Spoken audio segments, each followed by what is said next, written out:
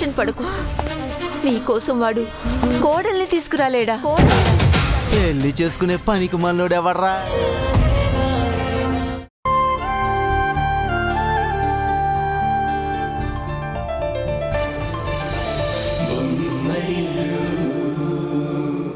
దయచేసి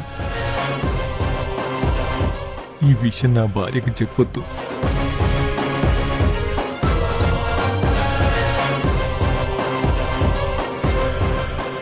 ఆ మాట వింటే తను వెంటనే ప్రాణాలు వదిలేస్తుంది.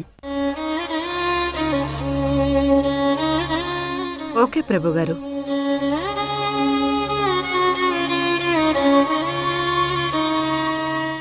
ఏంటండి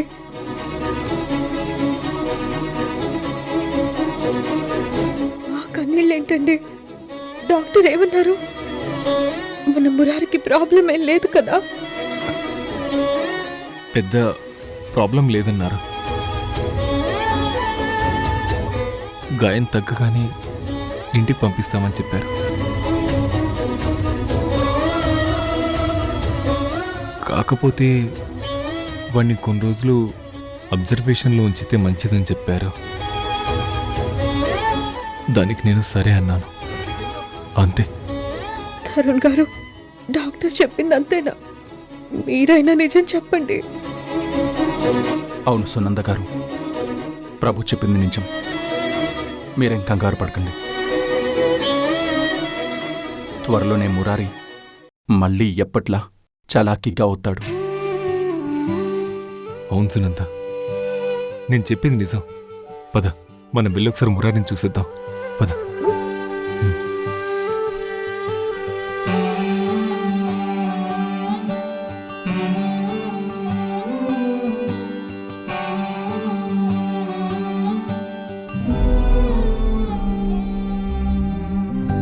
గుండెలోనా సవ్వడుందే,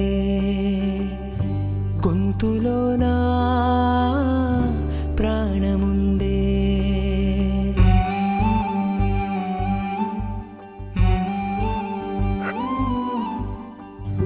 గుండెలోనా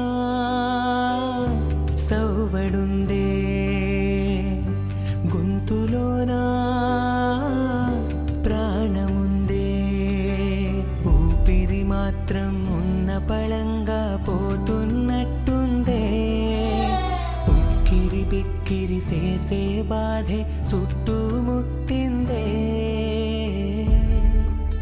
బంగారు కొండ, ఏమైందిరా నీకు? సేతావు నీ రాతలో, నీ సేతి బొమ్మలా ఈ నేల మీద మేము ఆడాలి ఎన్ని ఆటలో. ఓరోరి దేవుడో, ఎన్నెన్ని సితారాలు సేతావు నీ రాతలో.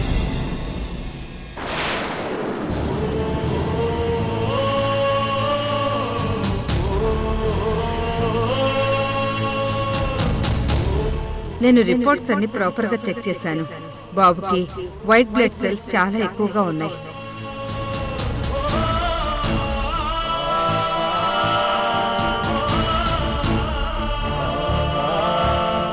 బాబుకి లుకేమియా అంటే బ్లడ్ క్యాన్సర్.